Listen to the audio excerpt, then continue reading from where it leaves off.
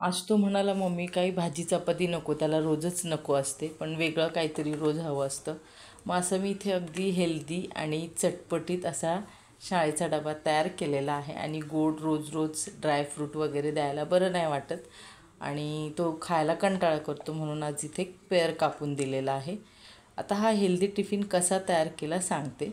वाटीमध्ये काय केलं, एक पळी भरून मी गव्हाचं पीठ घेतलं, त्यामध्ये पाव वाटी रवा घातला आणि त्याच्यामध्ये थोडंसं मीठ घातलं आणि पाणी घालून ते व्यवस्थित मिक्स करून घेतलं.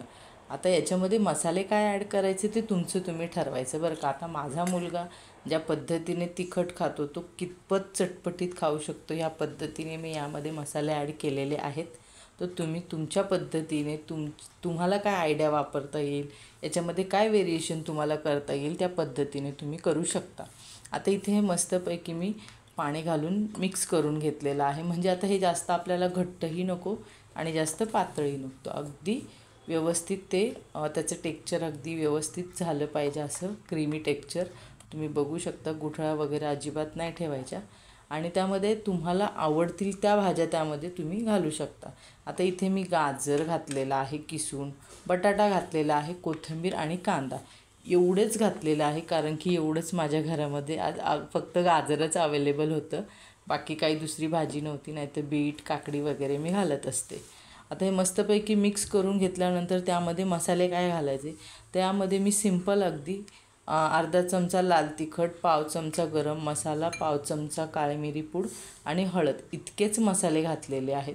मस्तपैकी मिक्स करून घेतलेलं आहे आणि 5-10 मिनटं ते बाजूला ठेवायचे. वेळ असेल तर ठेवा, वेळ नसेल तर काही ठेवलं 5 मिनटं रेस्टला ठेवलंच पाहिजे, असं काही हट्ट नाही आहे. तसंच तुम्ही याचे छान पराठे केले तरी होतात. आता इथे तवा मी टिश्यू पेपरच्या साहाय्याने ग्रीस करून घेतलेला आहे.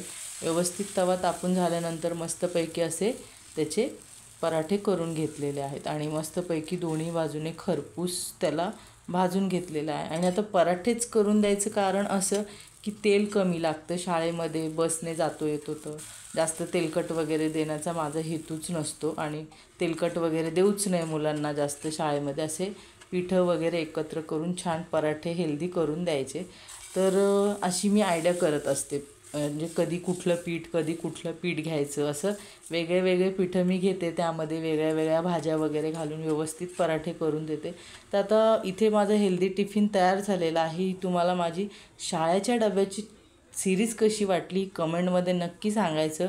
रेसिपी कुठून बघता हे सुद्धा मला तुम्ही कमेंटमध्ये सांगायचं. आणि रेसिपी जर आवडली ना तर लाईक शेअर सबस्क्राईब नक्की करायला विसरू नका बरं का मंडळी. धन्यवाद.